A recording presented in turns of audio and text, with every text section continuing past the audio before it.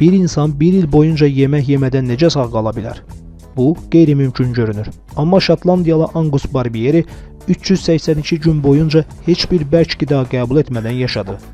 Tarixdə çox az insan öz iradəsi ilə bir ildən çox ac qalaraq sağ qala bilib. Şotlandiyalı Angus da məhz bu nadir insanlardan biri idi. O, 382 gün boyunca bərk qida qəbul etmədən yaşayıb və bu müddət ərzində 125 kiloqram arıqlayıb. Onun inanılmaz hekayəsi tibb dünyasını belə heyrətləndirmişdi. İndi isə sıra bizdədir.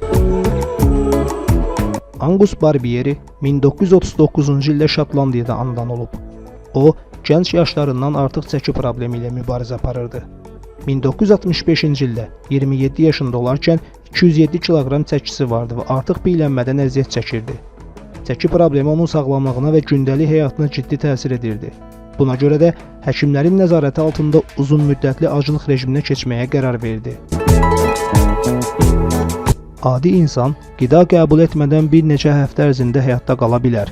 Ancaq Angus Barbieri bir ildən çox ac qalaraq bu rekordun sahiblərindən biri oldu.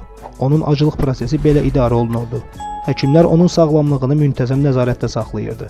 O yalnız su, qara çay, qəhvə və vitaminlər qəbul edirdi. Həkimlər bədəninin ketoz vəziyyətinə keçdiyini və enerji üçün piy yandırdığını təsdiqləmişdilər. Bu müddət ərzində onun bədəni yavaş-yavaş piy ehtiyatlarını enerji mənbəyi kimi istifadə edirdi. 382 gün sonra 1966-cı ilin iyul ayında Angus aclığını dayandırdı. O, çəkisini 82 kiloqrama qədər salmışdı, yəni 125 kiloqram arıqlamışdı. 382 gün sonra onun ilk yediyi yemək bir dilim tost və qaynadılmış yumurta olmuşdu. Bu inanılmaz aclıq dövründən sonra Angus Barbieri əvvəlki çəkisinə qayıtmadı. O, həyatının qalan hissəsini nisbətən sağlam və normal çəki ilə davam etdirdi.